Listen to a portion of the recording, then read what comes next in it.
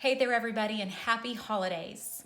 Today, I'm talking to employers and employees to give tips on how to have an enjoyable company holiday party.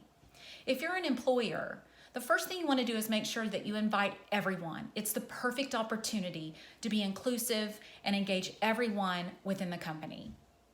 Secondly, you want to make sure you send a written communication. And in this written communication, you want to make sure if you have any expectations for your employees on attendance or behaviors, that you establish that on the front side. Okay, an example of something that you should include in this communication is this event mandatory or non-mandatory? And the reason that is because if it's mandatory, no matter what time of day or what time of night it is, you must pay hourly employees for attending.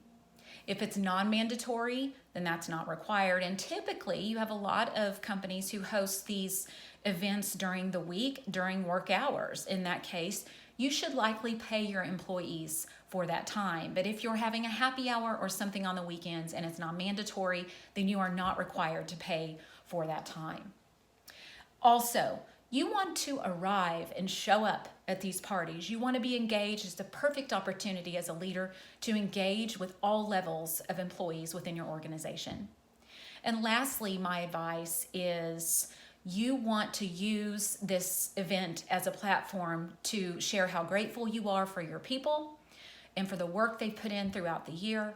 In addition, if you've invited family to this particular event, maybe even children, you want to recognize their support as well, because in so many cases, these employees spend more time with you than they do their families. And so use it as a platform to be extremely grateful and to encourage your folks for performance and engagement into the following year.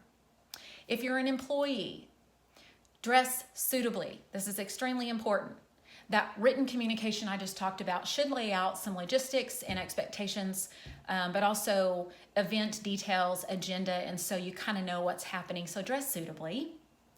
In addition to that, you are being observed, and so like it or not, basic human nature is to observe what's happening around you, and it creates memories. And so just make sure whatever your engagement is as an employee at your holiday party, that if you create a memory for someone, it's appropriate. Okay.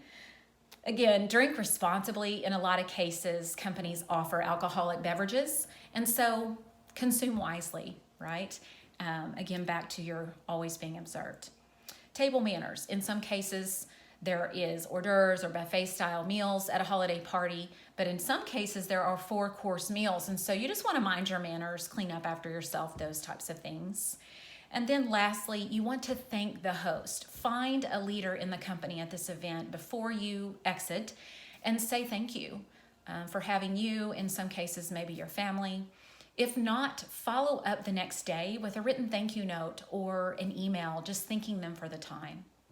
And so again, I hope these tips for employers and employees help in having a very successful, fun holiday party, and happy holidays from Step 1.